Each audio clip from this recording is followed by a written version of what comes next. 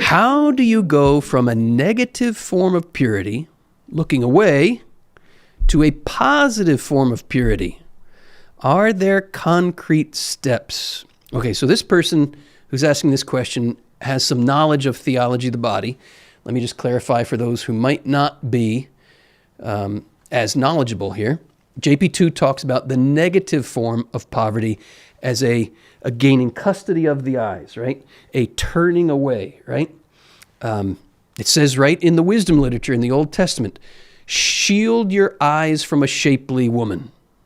Okay, that's from the wisdom literature. That adage retains all its wisdom in as much as we are bound by lust, right?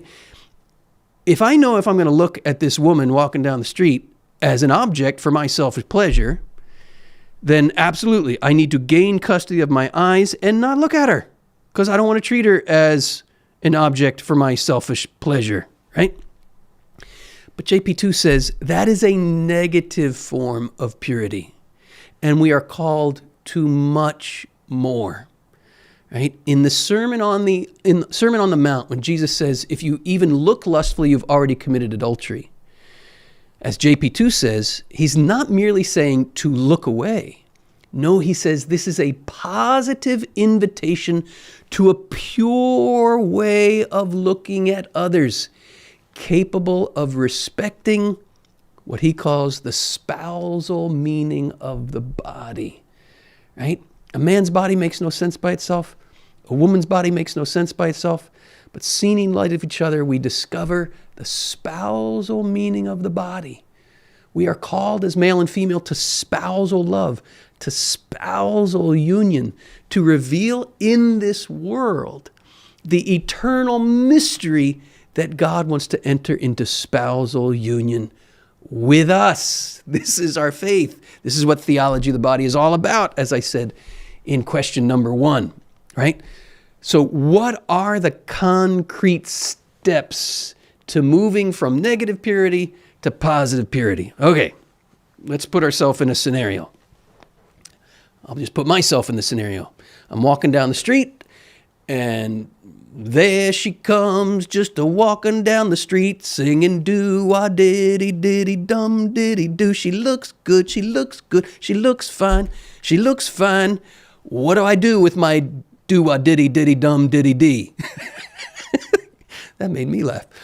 What do I do with it? Okay, we have more than just one option, or more than just two options. There's a third option. Most people think you only get two. I indulge my do-wah-diddy-diddy-dum-diddy-dee, and I say, hey, check that out. Give me some more of that. I want some of that. And I entertain in my mind my lustful fantasy. She gets treated as an object. I get a lustful kick out of it, but I'm degraded and she's degraded in the process. That's one option. Don't recommend that one. Option number 2. I'm not going to think about that. I'm not going to think about that. I'm not going to think about that. I'm not going to think about that. That's bad. That's dirty. That's wrong. I'm going to squash my do-wah-diddy-diddy-dum-diddy-dee. Don't recommend that one either. Nor does St. John Paul II. He says if that's our approach to purity, to take our emotions, our desires, our feelings, our erotic inclinations, and just shove them down into the subconscious arena, if that's our approach, it's only a matter of time before we experience a dangerous explosion of what we have repressed, right? Here's the third option. There she comes, just a-walking down the street. What do I do with my do-wah-diddy-diddy-dum-diddy-dee? I say, Lord, thank you. Thank you for the beauty of this person. Thank you that I'm attracted to the beauty of this person. Thank you for the spousal meaning of her body. Thank you for the spousal meaning of my body. She's not my spouse. I'm not her spouse. To follow through on that would be not appropriate. It would be a violation of her. It would be a violation of me. And yet I feel this inclination. I feel this tug. My do-wah-diddy-diddy-dum-diddy-dee wants to go indulge in that, at least in a fantasy kind of way, if not in reality. What do I do with that? Lord, I see something's twisted up in me. This is not the way you made me. You didn't create me with a sexual desire inclined to use people as objects for my pleasure. That's not your beautiful, good design for the world. Something's gone wrong. Something is off in my heart. Right? This is the whole story unfolded in the theology of the body. In the beginning, they were naked without shame. Why? Because they experienced erotic desire as God created it to be, as the desire to love in the very image of God. Right? The do-wah, diddy-diddy-dum, diddy-dee of Adam and Eve, our first parents, whoever they were and whatever their names were, the first human couple, the way it was in the beginning before sin came into the world, the do-wah, diddy-diddy-dum, diddy-dee was a desire to love divinely. Right? Eros expressed agape. Erotic love expressed divine love, sacrificial love. With original sin, we ran out of that wine. Right? And you cannot give what you do not have. So what am I recognizing when I see that woman walking down the street and I feel that inclination to treat her as an object for my selfish pleasure? I'm experiencing my own fallen humanity. But here's the good news of the gospel. Christ came into the world not to condemn us for our fallen humanity. He came to redeem our fallen humanity. And this redemption is not a redemption from sexual desire. It's the redemption of sexual desire, right? This means letting Christ into that twisted, lustful do-wah-diddy-diddy-dum-diddy-dee and letting him untwist it to become something beautiful. And so there you are, right in the moment. Here's a prayer that's become a part of the very fabric of my life. Thank you, Lord, for the beauty of that person. Thank you for the spousal meaning of her body. Thank you for my attraction to her. Thank you for the spousal meaning of my body. But I recognize, Lord, something in my heart's gotten twisted up by sin. I'm inclined to treat her as an object for my selfish pleasure. I don't want to do that. Lord, I ask you, please, by the power of your death and resurrection, to untwist in me what sin has twisted, so that I might come to experience sexual desire as you created it to be. Or if I want to rhyme, help me to experience my do-wah, diddy-diddy-dum, diddy-dee as you created it to be. That's the journey. That's what it looks like. And on the way of that journey is going to hurt. I mean, there are patterns in our hearts that we need to die to.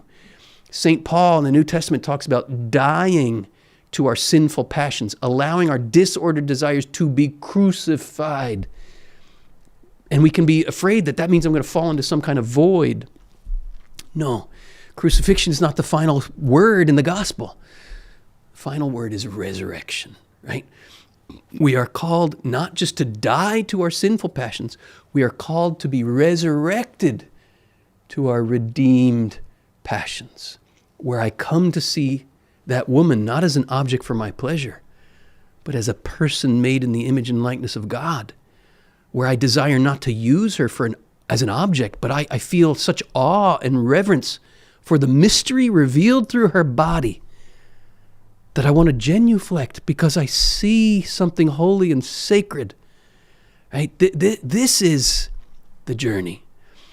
It's a difficult journey. It's not an easy journey by any means, but it is worth it. You can't tell me it's not worth it. I know what it's like to lust. I know what it's like to treat a person that way. And by God's grace, I can proclaim I have tasted in real, tangible ways what it means to see rightly and feel rightly and love rightly. It's a battle in there. What am I going to foster? Am I going to pour the fertilizer on the weeds, or am I going to pour the fertilizer on the wheat? Right? Both are in my heart. Both are in all of our hearts. And we can make concrete choices to foster that wheat and not feed or foster those weeds. Just some thoughts. I hope that is helpful. There's a third way, and we need to walk it. Here's another practical, just word of wisdom. This is just ancient wisdom, right? All the saints talk about it. Fasting, right? prayer and fasting. I talked about the prayer that could be helpful. What about fasting? Prayer, fasting. It's the 1-2 punch here. If you can't say no to a potato chip, how are you going to say no to a lustful temptation, right? To that pop-up on your smartphone or on your computer screen, right? Fasting helps us overcome enslavement to our passions, where we assert our mastery over that inclination. I am not going to be mastered by a potato chip. By God's grace, I'm going to take mastery over that potato chip and over my appetite to consume that potato chip. And in saying no, what am I doing? I'm working out. I'm working my self-mastery muscles, right? I'm exercising those virtue muscles. Fasting is the exercise of self-mastery muscles. Absolutely critical as a practical way of living out that positive form of purity, right? And it can be scary to say, okay, I've been working out those self-mastery muscles. I've been gaining custody of my eyes. Am I at the point where I could actually see her in a right kind of way? That's that moment of getting out of the boat, right? And that's scary. I'm like, whoa, I don't know if I should even get out of the boat because I'm afraid I'm going to sink. That's where Jesus is. He's out there. He's out there amidst the wind and the waves, right? Calling us out of the boat, calling us. What's the metaphor? What's the working allegory here in the walking on the water story? I mean, I really believe Peter walked on the water, don't get me wrong, but there's a deeper allegorical meaning to it, right? For us applying in our own spiritual lives. What is it? If I keep my eyes fixed on Jesus, even if there's wind and waves and turmoil and chaos, fix my eyes on Jesus, I can do the impossible. I can do what in my fallen humanity I cannot do. In my fallen humanity, if I set my gaze towards that woman, I will treat her as an object for my selfish pleasure. But if I'm setting my gaze on Christ, I can see her rightly. I can see her with the sacramental lens, meaning I see her body as a sign that points me to the glory of heaven. There's an interesting scene in the gospel, and it's actually not the gospel, it's the Old Testament, the story where these perverted old men want to rape the wife of this guy, and they set up, she comes into the garden, they're hiding behind a tree, and they know they got her trapped, and they want to rape her. And it says right in the biblical account, it says, when they were filled with lust for her, they refused to allow their eyes to look toward heaven. Wow, what a powerful description of what lust is, right? It's the refusal to see another through the sacramental lens. We don't want to let the beauty of the person point me to heaven. I'm not interested in that. I'm interested in that. Time out. The beauty that you're looking at in that woman's body is just a sign of the beauty of heaven. Indeed, woman's body is a sign of heaven on earth. Because what is heaven? It's the dwelling place of the Most High God. What did woman's body become through the incarnation? It became the dwelling place of the Most High God. Lust is the refusal to allow your sights to look towards heaven. Seeing the other with a sacramental lens is recognizing that beauty is meant to point me to that beauty. Small b beauty is meant to point me to capital B beauty. And that reminds me of something St. Augustine said. If you find yourself attracted to beautiful bodies, praise the Creator for those beautiful bodies, and then allow the beauty of that beautiful body to lead you towards the true beauty for which you long.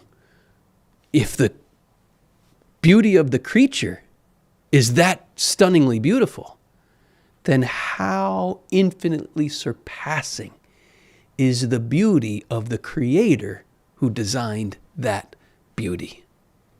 There it is, seeing with the sacramental lens. All right, there's one final question here. I said this was going to be a lightning round. It wasn't so lightning fast, but I hope the nuggets that I've been sharing with you, even if they weren't lightning fast, I hope they have been helpful. Food for thought.